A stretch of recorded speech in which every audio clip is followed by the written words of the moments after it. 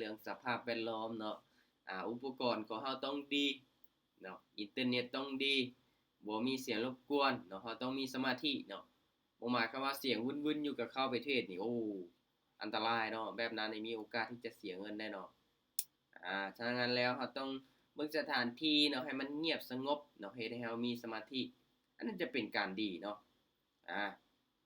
ถ้าว่าเรายุ่งยากเราคาเวียกเฮ็ดหลายอันหลายแนวล่ะบ่ฟ้าวเข้าไปเทรดเทื่อเนาะทุกคนเนาะให้เราฝึกเทรดเงินเดโมไปก่อนนะเนาะถ้าว่าเงินจริงเนาะเงินจริงๆเราต้องแบบได้จริงจังกับมันเนาะเบิ่งอินเทอร์เน็ตดีๆเนาะต้องมีสติมีสมาธิเดี๋ยวทุกคนได้เนาะอ่า พยายามเฮ็ดอารมณ์ตัวเองให้ผ่อนคลายเนาะบ่กดดันจนเกินไปเนาะบ่ย้านจนเกินไปเนาะบางคนนี่ย้านเนาะกดดันตื่นเต้นเนาะบ่ได้เด้เนาะมาเบิ่งนำกันทุกคนเนาะสำหรับรอบนี้เดี๋ยวค่อยจะทวิตกราฟของทองคำเด้อเนาะที่ผ่านมานี่งามอยู่เนาะเห็นบ่ที่ผ่านมานี่งามเนาะกราฟทองคำมาเบิ่งว่าผ่านมาระยะหนึงมันสิงามอีกบ่โอเคทุกคนเนาะต้นทุน500เหรียญนี่ตั้งเป้าหมายชัดเจนเนาะก็คือ10% 20%เนาะถ้าว่ากราฟงามเนาะค่อยวิเคราะห์ได้ค่อยจะไปฮอด20%ถ้าว่ากราฟมันบ่โอเคหรือว่าการวิเคราะห์ของเฮาบ่เป็นไปตามนั้นเฮาก็เอาจัก10%เนาะค่อนข้างที่จะสวิงแรงน้อยนึงเด้อทุกคนเด้อโอเคเดี๋ยวเรามาเบิ่งนำกันเนาะและแน่นอนทุกคนเนาะทุกครั้งเนาะหรือว่าทุกๆเทื่อที่ค่อยเปิดมีตติงเนาะค่อยก็ได้ย้ำเป็นประจำเนาะสำหรับทุกคนที่เข้ามาร่วมเบิ่งค่อยเทรดเป็นกรณีศึกษาเด้อทุกคนเด้อเนาะก็บ่หมายความว่าค่อยเปิดมีตติงเทรดมานี่ค่อยพาเทรดพาทุกคนหาเงินเนาะทุกคนจะมีกำไรบวกบ่แม่นเนาะค่อยเทรดสดๆให้ทุกคนเบิ่งเนาะไผที่มีงบมีต้นทุนอยากเทรดตามได้ส่วนได้เนาะอันนี้ก็ขึ้นอยู่กับการตัดสินใจของแต่ละคนเนาะถ้าไผที่ยอมรับความเสี่ยงได้อยากเทรดตามค่อยก็ได้เด้อทุกคนเด้อบ่ว่าหยังแต่ว่าต้องวิเคราะห์ไปนำกันเนาะต้องยอมรับความเสี่ยงให้ได้เวลาเสี่ยงเขาจังบ่โทษกันเนาะโอเคมาเงินของเฮาเนาะเฮาตัดสินใจด้วยตนเองทุกคนเนาะโอเคออเดอร์ต่อไปจะเป็นออเดอร์แรกเด้อทุกคนเด้อมาทุกๆออเดอร์ที่ค่อยออกไปเนาะค่อยจะพยายามอธิบายให้เนาะว่าตัดสินใจจากตัวใดเนาะที่ให้เฮากดซื้อกดขายเนาะถ้าว่ามันได้ผลย้อนหยังเด้เนาะมันเสียย้อนหยังถือว่าเอาเป็นบทเรียนเนาะกรณีศึกษาให้กับทุกคนเนาะ มาสำหรับต้นทุน500เหรียญนะทุกคนเด้อค่อยจะไปออเดอร์เบาๆออกก่อนเนาะจะไปออเดอร์ละ15เหรียญนะทุกคนเด้อเนาะถ้าว่าเฮาพลาดฮอด5ไม้ติดเนาะโอเคเฮาจะพักถ้าบ่พลาดเกิน5ไม้ติดอาจจะไปต่อเรื่อยๆเนาะสิพลาด3พลาด4ก็อย่ามันโหเพียงแต่อย่าพลาดฮอด5ไม้เนาะมาสำหรับออเดอร์นี้ทุกคนเนาะเดี๋ยวเฮามาเบิ่งนำกันเนาะโซนนี้นี่เป็นทรงไซด์เวย์เนาะเบิ่งจากอินดิเคเตอร์ตัวนี้เด้อเนาะ2เส้นที่มันตัดกันแบบนี้โอเคทุกคนเนาะออเดอร์นี้เด้อค่อยจะขอตามซื้อไปบ้านนึงมาขอตามซื้อไปก่อนเด้อเนาะมาเบิ่งนำกันสาเหตุที่ว่าซื้อเด้อทุกคนเด้อเนาะสาเหตุที่ว่าซื้อออเดอร์นี้นี่ค่อยเบิ่งจากแท่งเทียนล้วนๆเนาะเบิ่งจากแท่งเทียนแล้วก็ทรงไซด์เวย์เนี่ยถ้าว่ามันลงมาเป็นแท่งเทียนแดงยาวเนาะมีโอกาสสลับได้เนาะเพราะว่าเน็ตวอลลุ่มก็บ่ค่อยชัดเจนเนาะMACD ก็ยังบ่ค่อยตัดกันเนาะค่อยชัดเจนเนาะโอ้ยคิดว่ามันสิสลับขึ้นไปได้ลงมาแดงยาวจังซี่เนาะจวดขึ้นไปติลูกออเดอร์แรกแหกโค้งทุกคนเนาะบ่มาโอเคมาทุกคนเนาะกราฟไซด์เวย์แน่เนาะอาจจะจับจุดยากหน่อยนึงเด้อเนาะมันบ่เป็นเฟซปานใดแล้วก็มีการเคลื่อนที่ค่อนข้างที่จะช้าแน่เนาะนิ่งเนี่ยโอเคปรับเงินไปต่อเนาะจาก15ไป30มาออเดอร์นี้ทุกคนเนาะโอเคออเดอร์นี้ค่อยจะขายเด้อทุกคนเด้อเนาะขายเด้อขายสาเหตุที่ว่าขายเด้อทุกคนเด้อเนาะ1 2 3มาถ้าว่า มันปรับตัวเนาะเป็นทรงไซด์เวย์เนาะเป็นแดงมาหลายๆไม้เนาะและเขียวขึ้นมาจังซี่เนาะ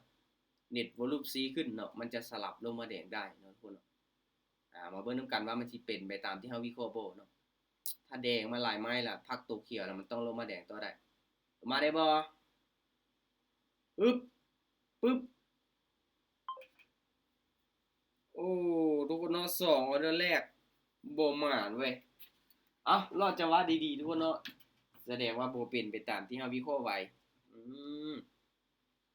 แสดงว่าบ่เป็นไปตามที่เฮาวิเคราะห์ไว้เนาะมา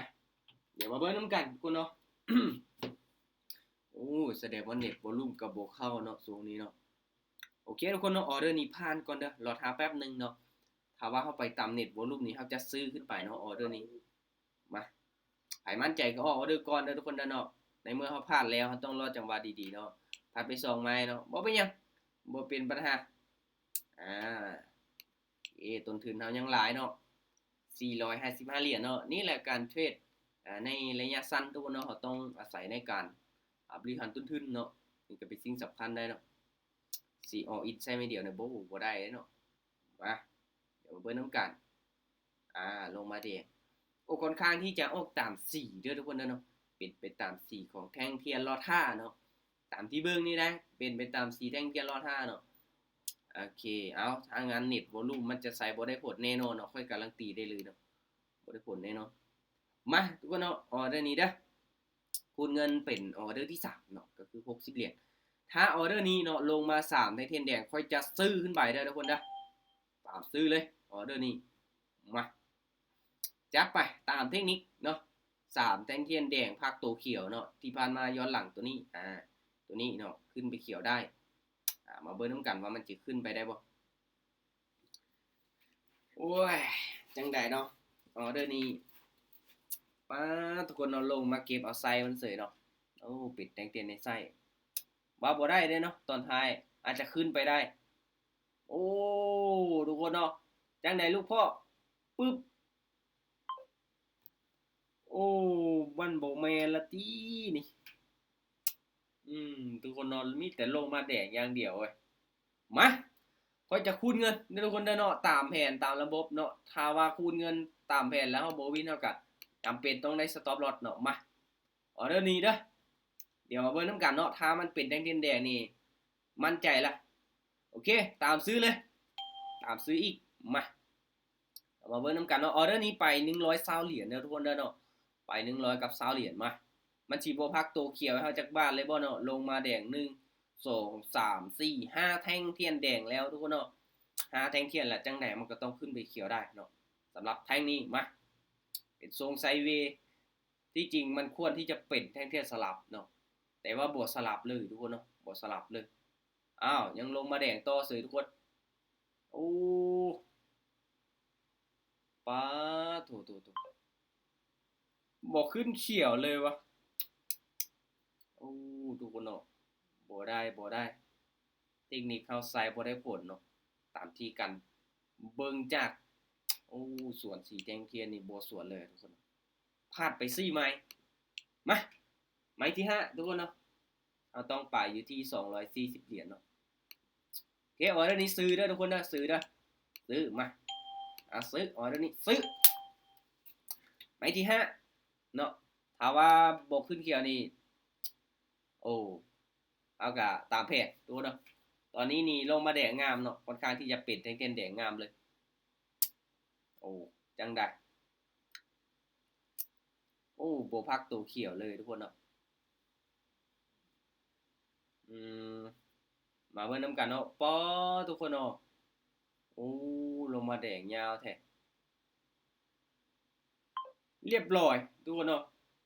โอ้โหบ่เขียวเลยเนาะแดงอย่างเดียว5ออเดอร์ติดทุกคนป๊าโถสวนอาจารย์สวนไม่สวนตามในสวนได้ทุกคนเนาะมาเดี๋ยวลองนอกแผนเบิ่งจักบาทเด้อทุกคนเด้อเนาะถ้าอีกหน่อยนึงระบบมา400พอเนาะโอเควันนี้ก็ถอดออกเนาะจงงบไว้บ่หลายแป๊บนึงรอหาอีกแป๊บนึงยังมีไหมมั่นใจอยู่เนาะคันว่าบ่มีแล้วก็เดี๋ยวถ้าว่าบ่เป็นตาเข้าเฮาก็พักก่อนเด้อทุกคนเด้อโอ้คิดว่าไซด์เวย์ทุกคนเนาะสาเหตุที่ว่าค่อยตามซื้อเด้อเนาะค่อยเบิ่งจากเส้นตัวนี้เนาะเห็นบ่มันเริ่มตัดแล้วก็ก้งขึ้นบัดสุดท้ายเห็นบ่ทุกคนมันกลับเป็นเส้นสีส้มที่ก้งลงมาคือเก่าเนาะคิดว่ามันตัดขึ้นแล้วมันสิเป็นเทรนขาขึ้นในจุดนี้เนาะป๊าโถโอ้ตอนเช้านี้บ่ม่านแล้วเด้อทุกคนเด้อเนาะขาดทึ้นไปแล้วเด้นี่โอ้คือสิเป็นคือมื้อนั้นเนาะอันนี้ไป กด2เทื่อทุกคนเนาะกด2เทื่ออู้มื้อนั้นนี่ตอนเช้าพลาดอู้ทุกคนเนาะบ่ได้ทองคำนี่บ่หมานอู้เสียดายแต่ว่ามันกับลงมาแดงค่อนข้างที่จะหลายเด้อทุกคนเนาะแต่ว่าอยากสวิงแฮงหน่อยนึงเนาะเบิ่งจากแตงเทียนเนาะ ทุกคนเนาะเจ็บใจเลยตามซื้ออย่างเดียวเนาะมันก็ลงมาแดงหลายโพดเนาะบ่คิดว่ามันสิเป็นแท่งเทียนแดงที่หลายขนาดนี้เนาะโอ้ยบ่มาเลยสงสารนี่โอ้สวิงแฮงขนาดเนาะทุกคนเนาะสวิงแฮงขนาดพลาดไป5ใหม่เนาะทุกคนเนาะตามสเต็ปพักก่อนก็ได้เดี๋ยวออมหน้ามาแก้มือใหม่โอ้โหบ่มาเลยเว้ยบ่ไหวทุกคนเนาะเดี๋ยวขอไปแก้พอร์ตก่อนบ่ฮู้ว่าจะแก้ได้บ่เอาพักก่อนทุกคนเนาะพักก่อนโอ้ยตามแผนไว้ก่อนเด้อเพราะว่าเฮาก็พลาดไป5ไม้เนาะเห็นบ่ที่จริงตัวนี้ก็ปรับเงินช้าเนาะก็เลยกดไป2บาทเห็นบ่ไป15บ่วิน30 60 120 250เหรียญไม้สุดท้ายแดงอย่างเดียวเด้อทุกคนเด้อเนาะรอบนี้ถือว่าจับจุดผิดพลาดเนาะส่วนเทรดเนาะติดลบไปซื้ออย่างเดียวบ่วินเห็นบ่มันลงมาแดงโอ้โหบ่คิดว่าสิลงแดงปานนี้เนาะแล้วก็จุดตัวนี้ตัดลงมาโอ้คิดว่าสิเป็นไซด์เวย์ขึ้นไปเนาะสลับขึ้นไปทุกคนเนาะแต่สุดท้ายก็เป็นไปบ่ได้เนาะแสดงว่า Bitcoin ลงเด้อเนาะมื้อนี้เนาะ Bitcoin ยังลงมาต่อเนาะโอ้โหคิดว่าบ่แม่นทุยทองคำเด้อทุกคนเด้อเนาะแสดงว่าทองคำนี่ยังบ่ขึ้นเนาะโอ้โหติดลบไป475เหรียญเนาะต้นทุน500แสดงว่ายังเหลือแต่25เหรียญเนาะอันนี้ค่อยออกมาอีกเด้อทุกคนเด้อโอเคพักตัวเนาะโอ้โหรอบนี้บ่ไหวเอาเป็นรอบแรกซะมาแก้มือใหม่บ่ยอมรอบเดึกต้องมีกำไรมื้อนี้โอ้บ่ได้ส่วนเฟนไปรอบนี้เจ็บหนักเนาะทุกคนเนาะเห็นบ่ยังเป็นแท่งเทียนแดงมาต่ออยู่เด้อทุกคนเด้อเนาะตัวนี้ก็เป็นแดงเนาะตัวนี้ก็เป็นแดงมาโอ้โหทุกคนถ้าว่าเฮาตามขายนี่โอ้วินหลายไม้ติดเนาะ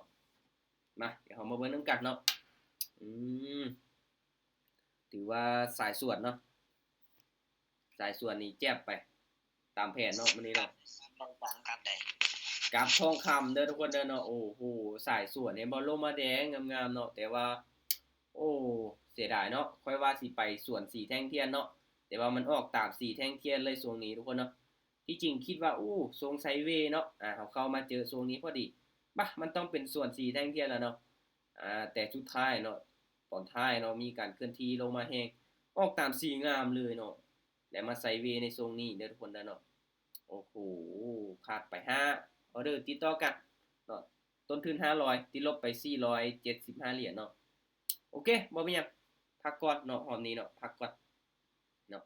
กด2เทื่อตัวนี้เห็นบ่5ออเดอร์ติดต่อกันบ่แม่นวินได้ทุกคนเนาะพลาดเนาะโอเคบ่มีหยังเนาะตามแผนพักตามแผนไว้ก่อน